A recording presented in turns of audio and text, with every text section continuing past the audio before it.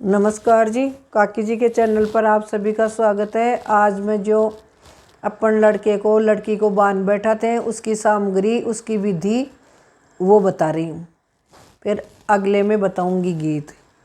तो बांध कैसे बैठाया जाता है कि जैसे अपन चंद्रमा दिखा के 4 दिन का, 5 दिन का, 7 दिन का, 3 दिन का भी बैठा लेते हैं। तो कई 3 दिन का बैठाते हैं तो बोले कैसे बैठाएं, 3 दिन हो गए, उसमें चंद्रमा सही हो तो कोई डर नहीं है। जैसे कुम्हार के से कलश और कुंडा आता है, छोटा सा कुंडा आता है, उसके अंदर पानी डाल दो, हल्दी डाल दो और एक जो डाल दो तो वो शुद्ध हो जाता है। उसे शुभ बांधते हैं कि भाई एक जो डाल के, और अपन ने 3 दिन का बांध करा है तो 4 दिन का हो जाएगा। ऐसे जो डाला जाता है। जब भी लड़के को या लड़की को नहलाएं उससे पहले कुंडे के अंदर थोड़ी सी हल्दी डाल के, पानी डाल के और जो डाल दें। यह तो टाइम की बात हो गई। अब सामान क्या चाहिए, तो लड़का हो या लड़की हो, पहले दिन रात को उनके मेहंदी लगा दें और काजल घाल दें। मेहंदी लगा के काजल घाल के दूसरे दिन सुबह चौक पूर के चौकी और पाटा डाल के, और बींद हो या लड़का हो या लड़की हो, दोनों को जिसका भी बान हो उसको बैठा दें उसके ऊपर।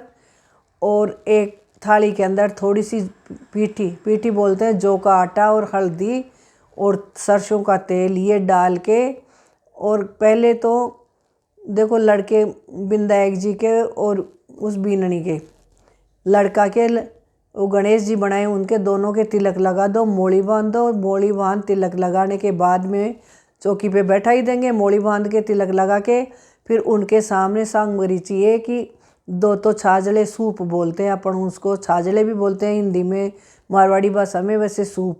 2 तो सूप चाहिए, 2 मूसल चाहिए और 1 कुंडा चाहिए।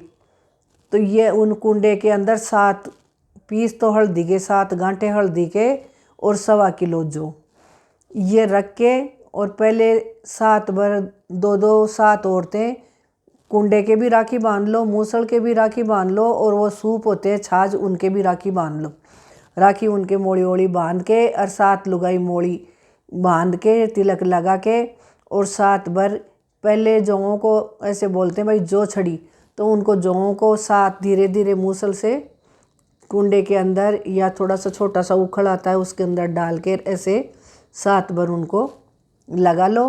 उसके बाद में जैसे नाज साफ करते हैं ना अपन अनाज, तो छाछ से वैसे 7 बार ऐसे कर लो। ये करने के बाद में ये सामग्री तो उठा के, और लड़की की माँ हो या लड़के की माँ हो, अपने सारा सामान उस कुंडे के अंदर डाल के, और छाछ भी उसी में सारा सामान रख ले, ऐसे पल्ले से ढक के अंदर ले जाके जहाँ अपन देवी देवता का कमरा करते हैं उस जगह रख दे। और फिर पीठी के अंदर जौ का आटा ले लो, हल्दी ले लो, सरसों का तेल ले लो, और वो से बोलते हैं तेल चढ़ाना कि आज तेल बान हो गया, तो 7 बार ऐसे लड़के के या लड़की के वो तेल बान चढ़ा दो। ऐसे बान करते हैं। और फिर जो देख लो पंडित वो अपने आप ही हाथ के बान के दिन हाथ के डोलडा बनता है, ये ध्यान रखने की बात है। और सांकड़ी होती है, वो भी मुहूर्त निकलता उसका 3 दिन का, 2 दिन का, 4 दिन का, या किसी के दिन ही होती है।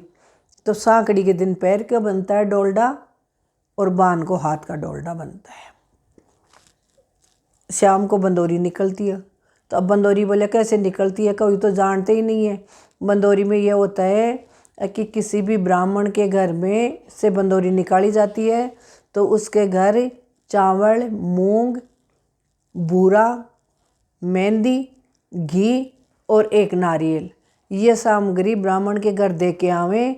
और फिर भी जो लड़की हो या लड़का हो, उसके साथ गणेश जी को भेज दें, और वो वहाँ से खाना खा के वो ही बना के ब्राह्मण के घर खाना खिलाएंगे, उनके मेहंदी लगाएंगे, काजल डालेंगे, टीका लगाएंगे, मोड़ी बांधेंगे।